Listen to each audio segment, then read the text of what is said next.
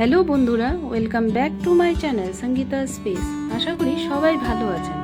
আজকে তৈরি করব ডিমের ডালনা। আপনারা সবাই ডিমের ডালনা তৈরি করেছেন। আমি যেভাবে তৈরি করেছিলাম সেটা আজকে আপনাদের সাথে শেয়ার করছি। রেসিপিটা এভাবে তৈরি করলে খুব তাড়াতাড়ি হয়ে যায় ও খেতে দুর্দান্ত হয়। চলুন এবার রেসিপিটা দেখে নেওয়া যাক। 3টে ডিম সেদ্ধ করে নিয়ে খোসা ছাড়িয়ে নিয়েছি। তারপর 2 টুকরো করে কেটে নিয়েছি। সামান্য হলুদ গুঁড়ো, লঙ্কার গুঁড়ো ও নুন দিয়ে ডিমগুলোকে ভালো করে মাখিয়ে নিয়েছি।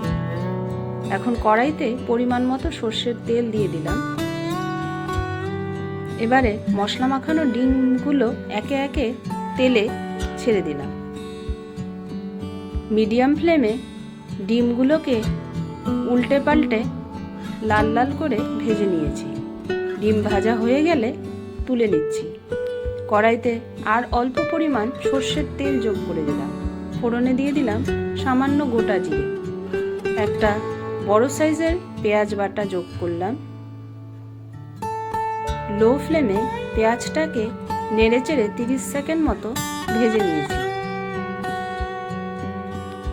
এখন পরিমাণ মতো রসুন ও আদা গ্রেট করে যোগ করে দিলাম।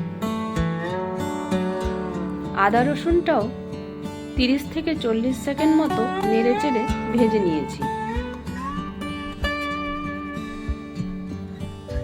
একটা মিডিয়াম সাইজের টমেটো যোগ করে দিলাম।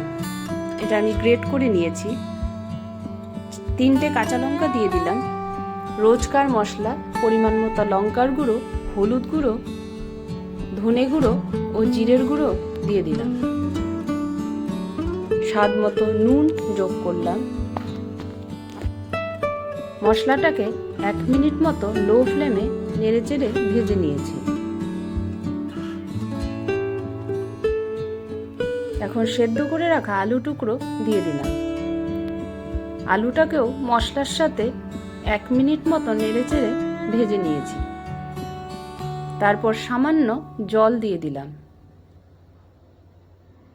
এখন মশলাটার সাথে আলুটাকে লো ফ্লেমে ভালো করে কষিয়ে নেব। দেখুন আলুটা কষানো হয়ে গেছে। এবারে পরিমাণ মতো গরম জল যোগ করে দিলাম। গ্রেভিটা ফুটতে শুরু করলে ভেজে রাখা ডিমগুলো দিয়ে দিলাম।